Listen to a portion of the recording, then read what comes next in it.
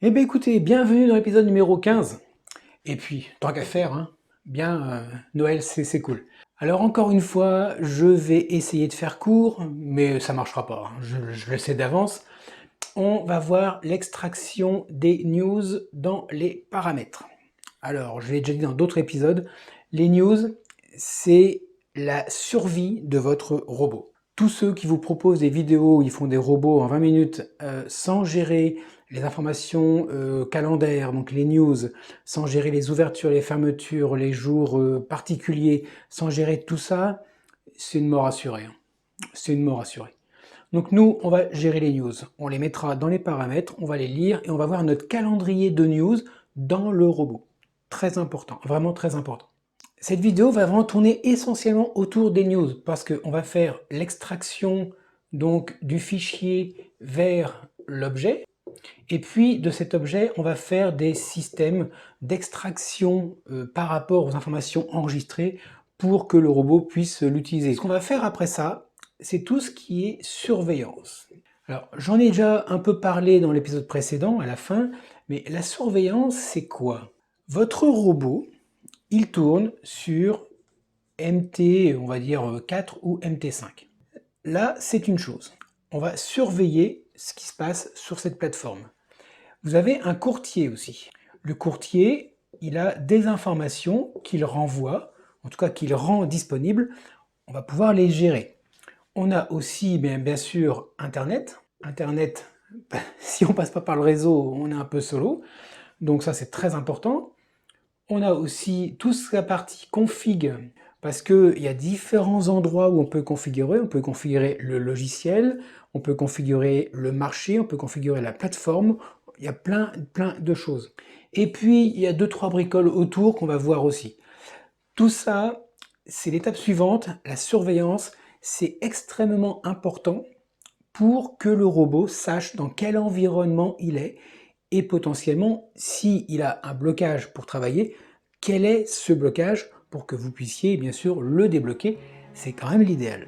Parce qu'un robot qui ne marche pas et qui est bloqué, c'est un peu couillon, hein. Ça ne sert pas à grand chose. Donc, tout ce qui est news pour les paramètres, on finit. Et après, je vous ferai une petite topo sur les surveillances de ce qu'on peut faire dans un robot, dans notre robot.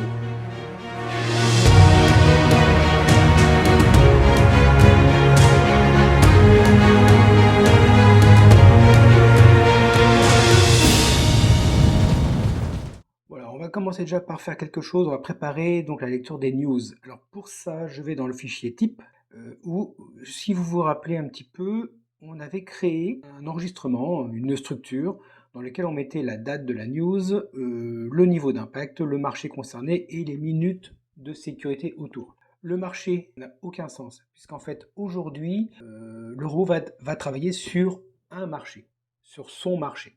Donc si on rentre une news, elle sera en rapport avec le marché sur lequel le robot fonctionne. Donc le coût du marché, ici, tout simplement, je le vire. Maintenant que j'ai fait ça, on va ajouter un petit commentaire au début, histoire de tracer un peu les modifications. Voilà, retrait du marché pour les news, tout simplement. D'ailleurs, pour aller jusqu'au bout, je vous rappelle que dans les paramètres, on avait listé en fait les différents paramètres que l'on faisait avec les contenus de chaque attribut. On avait les news ici et on avait déjà viré le marché, donc la structure n'avait pas de sens. Maintenant qu'on a fait ça, justement dans les paramètres, on descend, on avait quelque chose comme ça, on avait les impacts. Les impacts des news, ici on le voit, ligne 51. On avait donc 4 types d'impact, le aucun impact, le mineur, le moyen et le majeur. Et comme on va forcément avoir besoin de convertir ces impacts qui sont purement du numérique en une chaîne de caractères pour informer dans les logs, par exemple, à chaque fois qu'on va intégrer une nouvelle news, on va aller dans les tools, justement, on va tout en bas, là où on fait les fameuses conversions, les bool to string, ou tous les trucs comme ça qui convertissent en fait une valeur numérique en une chaîne de caractères, et on va ajouter le moyen de convertir un impact de news en chaîne de caractères. Alors là, je vais vous le copier directement, c'est un peu violent, mais voilà. On met un petit encart pour toujours informer de ce qu'il y a derrière.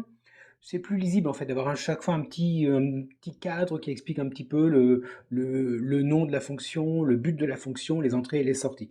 C'est un minimum, mais en fait quelque part visuellement aussi on les repère plus facilement. Donc on rentre, le nom c'est impact toString, où on rentre en fait le type d'énuméré qu'on avait créé. Donc ça je vous rappelle le enum c'est dans les types. Et en fait, le voilà.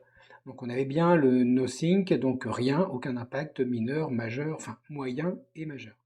En fait, tout simplement, on va prendre ces différentes informations, là, les quatre là, et dans les tools, dans la fameuse fonction, on va faire un switch, donc un switch case, qui permet de, en fonction de la valeur, distribuer une action parmi tant d'autres.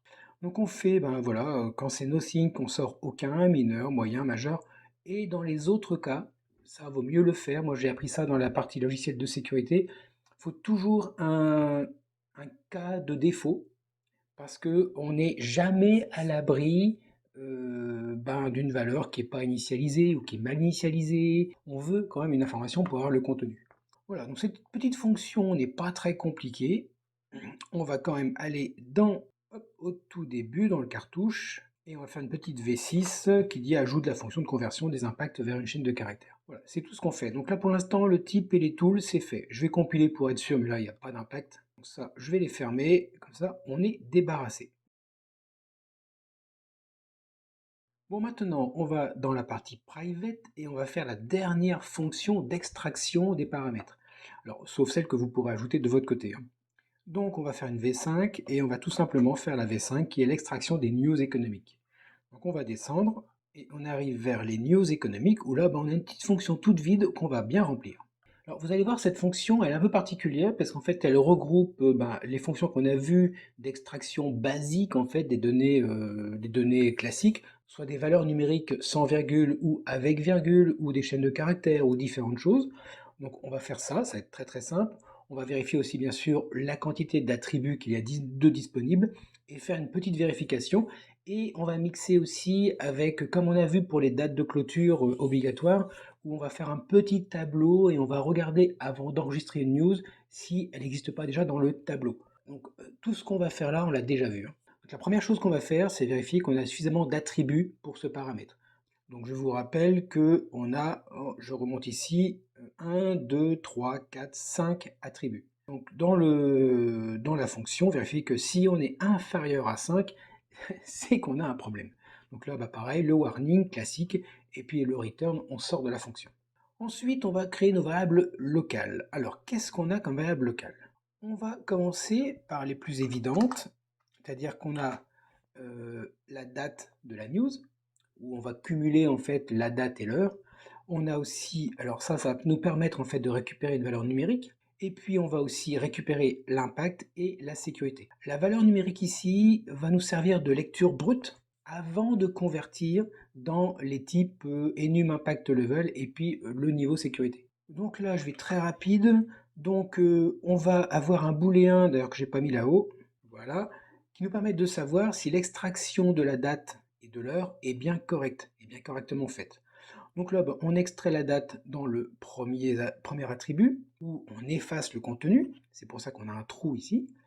Après, on va faire l'extraction de l'heure avec le deuxième attribut, sans effacer le contenu évidemment. Comme ça, à la fin, dans LDate, on a bien la date et l'heure. Ici, la petite fonction ici, le et commercial, c'est parce que je veux qu'à la fin, le L correct, donc le booléen, soit le résultat entre la bonne extraction de la date et la bonne extraction de l'heure. Voilà, c'est un truc un peu plus condensé, mais ça fait le et entre les deux extractions. Ensuite, on va récupérer dans la valeur le troisième attribut et dans sécurité directement le quatrième attribut. Valeur, quelque part, j'aurais pu ici directement le convertir dans l'impact, dans le type de l'impact. Mais on va plutôt contrôler que l'impact a une valeur vraiment cohérente. Donc je récupère dans une valeur, dans un entier, cet entier je vais le contrôler et s'il est bien dans la marge, dans le range du type, à ce moment-là je vais le convertir. Ce que je fais d'ailleurs juste après. Donc hop, je viens ici. Donc ici je fais un petit contrôle rapide, je regarde que la valeur, donc la valeur de l'impact, si c'est inférieur à rien ou supérieur à majeur, donc c'est en dehors de la zone, ou si la sécurité, le niveau de sécurité est inférieur à 0, aucun sens.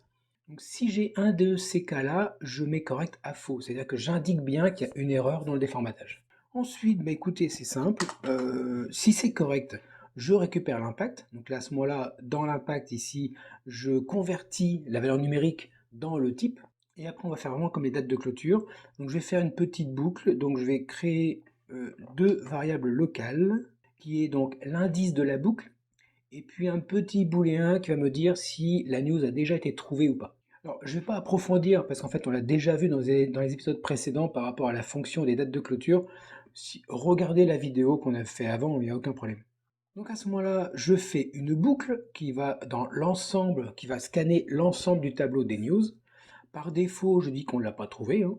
Et puis si c'est simple, je regarde si la date de la news actuelle, elle est identique à celle qui est dans le tableau. Si c'est la même, je dis qu'on l'a trouvée. Et je ne vais pas simplement l'enregistrer. Je vais quand même regarder si les paramètres de cette news n'ont pas évolué. Par exemple, si l'impact n'a pas changé ou si la zone de sécurité n'a pas évolué. Donc dans ce cas-là, ce que je fais, c'est que je regarde quand même si l'impact est différent ou si la sécurité est différente. Et dans ce cas-là, j'indique en fait, je fais un p-warning quand même, attention, la news, et là je mets la date, hein, avec date et minute, je dis qu'elle est modifiée et puis j'enregistre les modifications. C'est évident que si je trouve la date mais que les paramètres n'ont pas changé, ben je fais rien de particulier là. Voilà, donc ça c'est la fin de la boucle. Et maintenant, ben, va falloir que je traite le cas où je n'ai pas trouvé la news, c'est-à-dire que je vais devoir l'ajouter. Et là, c'est exactement comme ce qu'on a vu dans les épisodes précédents. Donc juste après, je fais ce petite chose.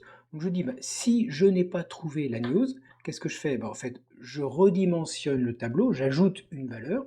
C'est pour ça qu'on dit la taille du tableau plus 1, j'ajoute. Et puis à la fin, à ce moment-là, ce que je fais, c'est que j'ajoute la date, l'impact et la sécurité. Puis je rajoute un petit texte alors là qui est bien chargé dans lequel je dis ben, il y a une nouvelle news avec, je dis la date et les minutes, avec je dis aussi quel impact, et là j'utilise le impact to string qu'on a créé dans, voilà, impact to string qu'on a créé dans le fichier tools, et puis avec une zone de sécurité, j'explique vraiment combien il y aura de secondes autour de cette news. Tout ça, là, tout ce traitement qu'on a fait, c'est uniquement dans la condition que le déformatage était correct. Donc dans le cas où ça s'est mal passé, donc je fais le else, et là je fais le petit message de warning qui indique en fait l'erreur de déformatage, et puis j'indique les 4 attributs qui ont servi à déformater la ligne de news. Voilà, vous voyez, c'est pas très compliqué en soi, alors il y a plus de lignes évidemment que les autres, mais c'est pas compliqué parce que ça reprend exactement la même structuration de ce qu'on a vu dans les épisodes précédents. Pour moi, en tout cas, il n'y a aucune difficulté. Peut-être la difficulté, c'est ça, c'est le côté un peu complexe de la ligne info, là, qui tient sur 4 lignes, parce que je voulais pas non plus faire un truc trop à rallonge. Alors là, je fais une petite aparté. Là, vous voyez ce que j'ai vu, là, ici, à chaque fois, je fais une nouvelle news, et je mets un time to string avec la date, et après, je mets les minutes. C'est ridicule. Pourquoi? Parce que, regardez ici, j'ai mis le mode d'emploi, le time to string, on peut mettre la date, les minutes ou les secondes. On a ici time date, time minute ou time seconde. C'est-à-dire qu'on peut vraiment choisir ce qu'on veut afficher, mais on peut mixer tout cet ensemble. C'est-à-dire que là, par exemple, ici, par défaut, si on met rien, il affichera la date et les minutes, c'est-à-dire qu'il va afficher le année, mois, enfin jour, mois, année, suivi de heure, minute. Et donc je pense que c'est très intéressant d'utiliser tout bêtement cette combinaison de time date et time minute. Donc on va tout bêtement changer ici, ça va alléger un peu. Je vais tout simplement ici virer toute cette partie-là. Ça ne sert à rien parce que si je mets aucun paramètre après le time to string et la date ici, il va combiner, je vous le remets, hein, il va combiner l'affichage de la date avec les heures minutes. Donc c'est vraiment ce que l'on veut. Donc ici déjà c'est plus clair, et si je remonte, pareil ici, je vais jusqu'en bas, enfin jusqu'ici, et je vire. On va faire tout bêtement un time to string de la date, et qui va contenir la date et les minutes. Voilà, c'est quand même beaucoup plus simple à lire. Alors on a fait ça, on va compiler quand même pour être sûr. Voilà, ça compile, il n'y a pas de problème. Alors, dans tout ce que j'ai utilisé là, c'est que des instructions qui sont vraiment hyper compatibles entre MT4 et MT5. Il n'y a aucune différence de traitement entre l'un et l'autre. Donc là, on est arrivé à un moment donné où on a fini intégralement l'extraction des données des paramètres tels qu'on avait définis. Maintenant, libre à vous d'en ajouter à votre guise, mais nous, on a fini notre environnement paramètre. Je vais maintenant ajouter, alors les seuls changements qu'on va faire, c'est qu'on va ajouter dans la partie publique ici, la partie publique, des fonctions qui vont extraire les données ou qui vont un peu les mixer pour les utiliser derrière. Mais sinon, au niveau extraction, on a fini. Là maintenant, ce que je vais faire, pour aller jusqu'au bout des paramètres, je vais faire une fonction alors qu'on ne va pas forcément utiliser après dans le robot, mais au moins vous aurez ça pour vous. Je vais vous donner en fait une fonction qui va permettre d'extraire en fait la news qui arrive. Donc ça va tout simplement, voilà, get news proche, voilà, tout simplement. Ça va rechercher la prochaine news, donc celle qui arrive dans le délai le plus court. Voilà. Et ça vous sortira comme paramètre un enregistrement, en fait, tout bêtement, l'ensemble des informations de la news concernée qui arrive bientôt. Donc on va faire la petite fonction qui va extraire la prochaine news du tableau. Donc j'ajoute ça simplement là dans la partie paramètres. Et dans la partie publique, en fait on va la créer cette fonction. Donc là je vais dans paramètres publics, je descends après config, je mettrai où après cyclique. Ouais ben voilà, je vais mettre ça là. Donc après cyclique, je vais ajouter le cartouche qui va bien, donc avec hop, un petit truc comme ça. Donc le get news proche qui retourne la date et l'heure, en fait l'ensemble des paramètres de la prochaine news. Donc simplement, je vous rappelle un peu le concept. La fonction va retourner un booléen, donc vrai ou faux. Vrai si une news a été trouvée, et du coup on va renseigner ce paramètre, ou faux parce qu'il n'y a aucune news qui arrive derrière, donc voilà, il n'y a rien. Et ici dans le paramètre, je passe avec ce petit caractère là, je passe l'adresse. C'est l'adresse d'une donnée qui est donc partagée entre la fonction qui appelle cette fonction et la fonction getNewsProche. C'est vraiment un partage complètement en lecture-écriture. Donc pour rechercher, c'est très simple. J'utilise deux variables locales, une qui va me servir d'indice pour scanner le tableau des news, et l'autre qui va juste être en fait ma date de référence que je vais trouver pour essayer de trouver celle qui est la plus proche de la date courante. Donc au début, généralement, on a toujours une partie où on initialise les variables locales, et juste après, je vais faire ma petite boucle qui va scanner le tableau des news. Donc là, à ce moment-là, j'ai un test un peu particulier. Première chose à faire, je regarde si la date de la news est bien dans le futur. Si elle est dans le passé, on s'en fout. Est-ce qu'elle est dans le futur? Oui. Et maintenant, deux choses l'une. Et soit j'ai encore aucune date. À ce moment-là, je vais la prendre, et ça sera ma référence.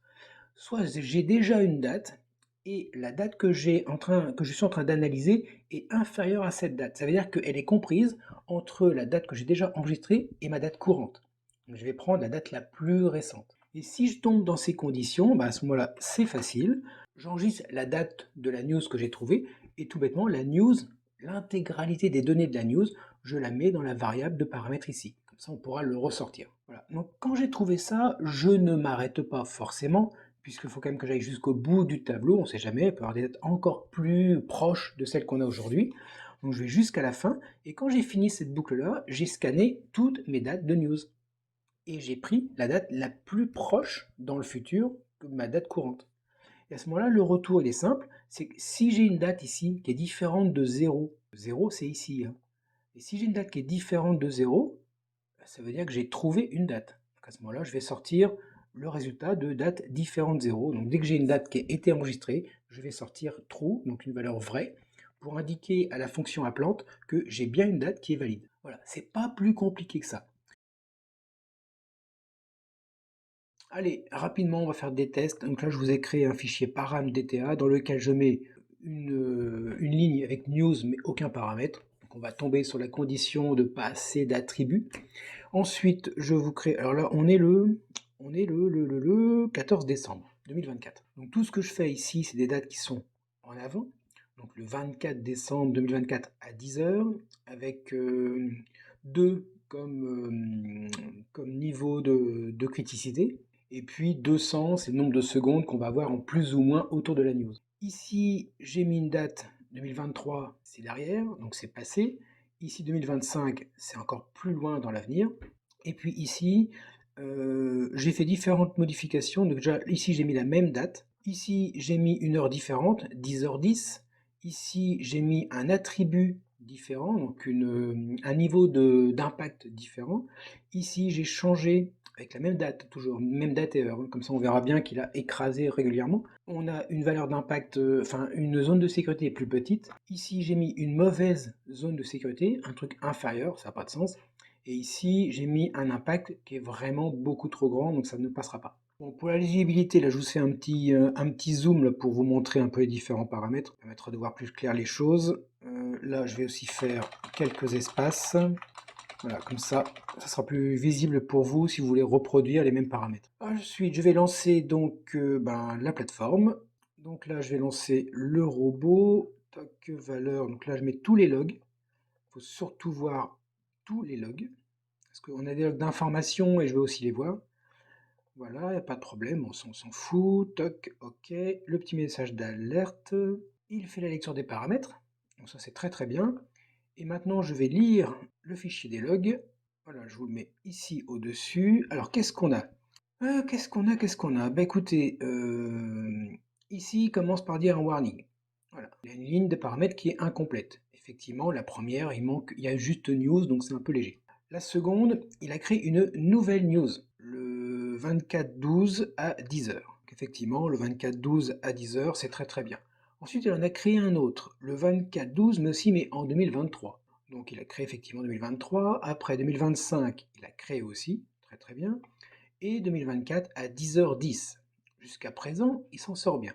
On a bien l'impact ici qui a été converti entre une valeur numérique et une chaîne de caractères. C'est bien impact moyen, donc c'est très très bien. Et bah écoute, voilà, ça c'est super. Ensuite ici, on a fait un changement. On a changé ici l'impact. Effectivement, il indique que c'est modifié. Alors ce que l'on pourrait faire, voilà, j'ai pas fait, mais ce qu'on pourrait faire, c'est dire quelle est la modification. Là, c'est un peu léger. Pareil ici, la zone a été changée, on a dit juste que c'était modifié.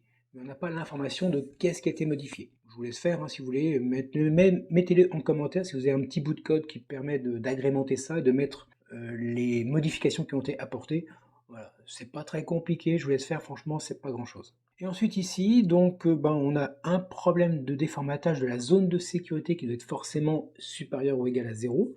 Donc là, il indique erreur de formatage, enfin de déformatage, avec le -1 que l'on trouve ici. Et pareil ici, il a mis le 6 ici. Pareil, on pourrait faire un message beaucoup plus explicite pour dire où se trouve exactement l'erreur. Bon, alors franchement, c'est du luxe. Déjà que les vidéos sont longues.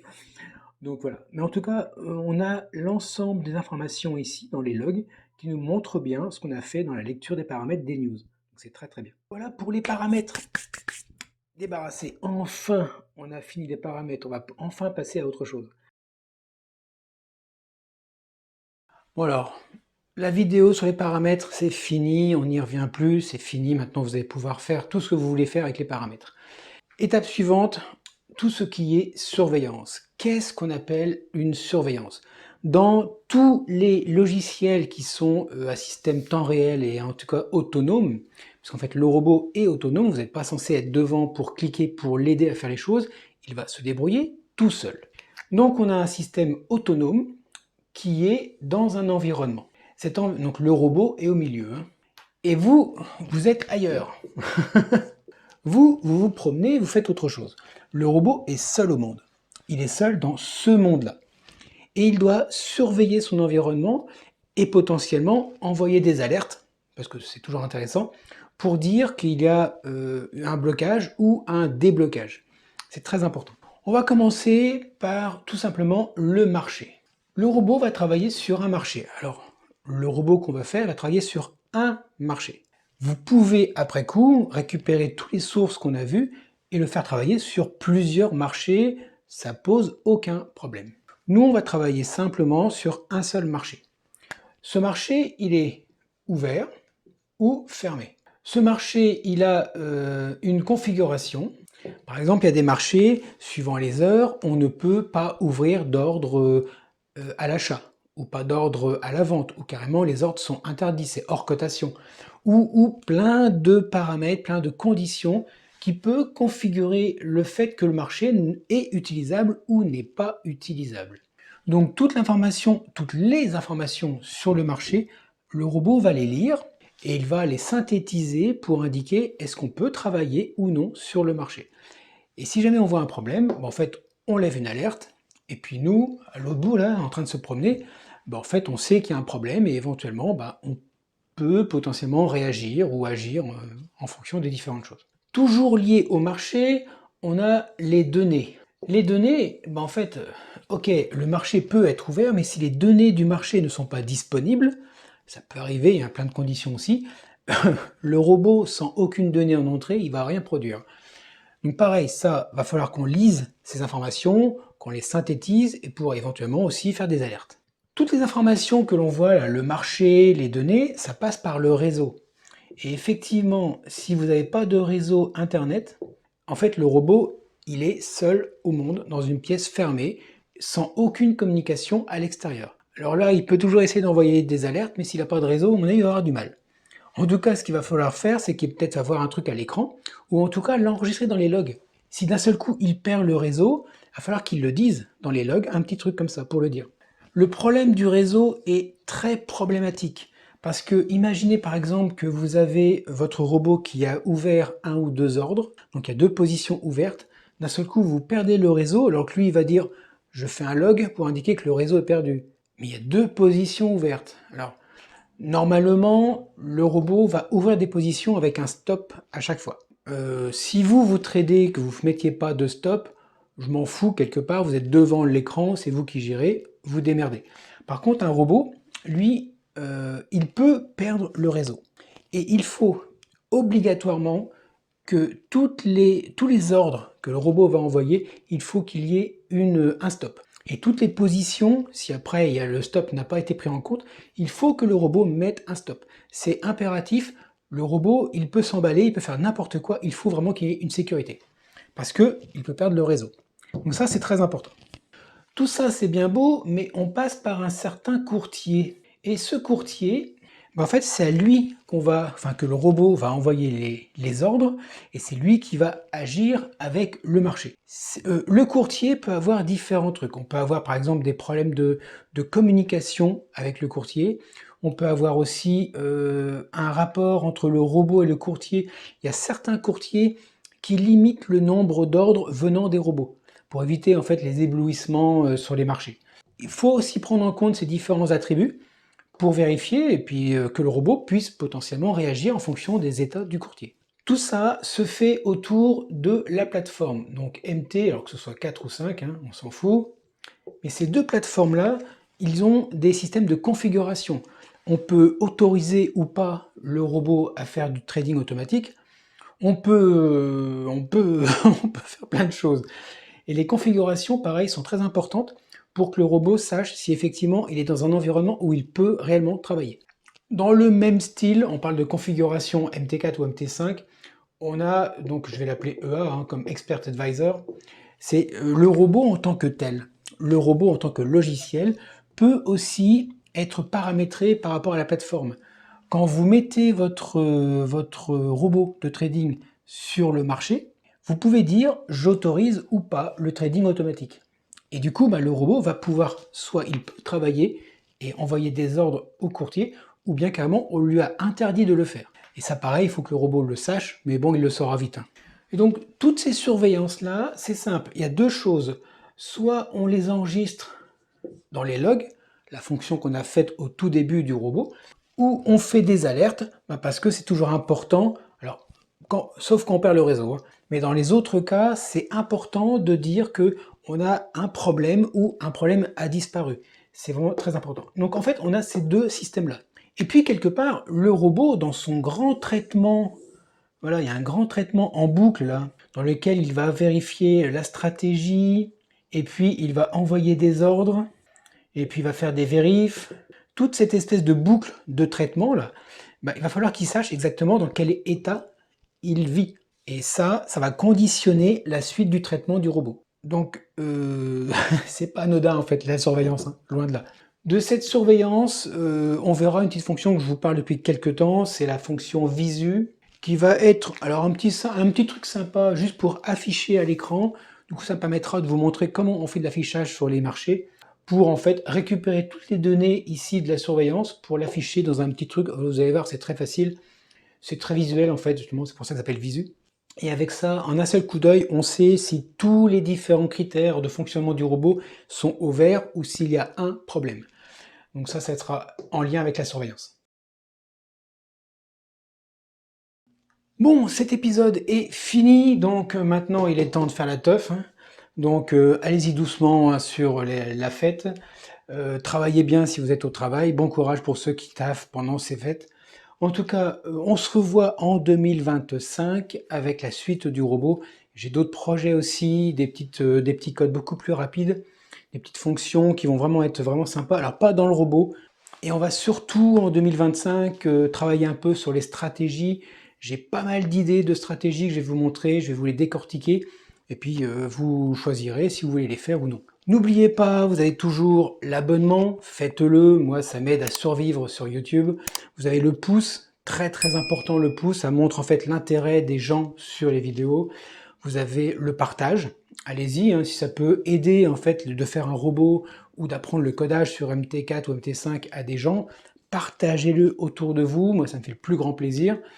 Et puis vous avez aussi le site internet dans lequel vous pouvez télécharger les sources. Vous avez quoi encore? Vous avez une formation sur le trading pour les débutants, même si vous êtes là à coder, je pense que vous avez déjà un peu quelques connaissances. Mais il y a une formation quand même qui est très très complète, donc allez-y, profitez-en. Depuis peu, il y a du coaching aussi sur la partie développement. Je ne suis pas conseiller en investissement financier, je ne suis pas conseiller en trading, je n'ai aucun droit de conseiller dans les investissements, et d'ailleurs je ne le ferai pas. Ce que je montre, c'est mes informations, c'est mes méthodes, mais ça ne vous engage absolument pas à les suivre. D'ailleurs, je ne vous engage pas à les suivre. En trading, on est chacun dans son coin. Allez voir un spécialiste si vous voulez, mais je ne suis pas spécialiste en trading. Je tiens à le répéter, moi, le code, ce que je vous montre, ça c'est autre chose.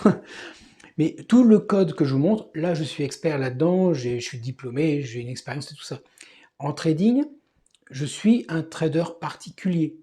Je tiens à le dire, je ne veux pas me vendre comme étant un grand spécialiste. Je tiens vraiment à être clair avec vous, hein. Bon, en tout cas, la chose la plus importante pour l'instant, c'est ça, joyeuses fêtes. Faites gaffe sur les marchés si vous y êtes. Surtout pendant les fêtes, il n'y a pas grand monde sur les marchés, donc la volatilité, comme ça va pas être forcément génial. Donc attention à vous et on se dit à très bientôt en 2025.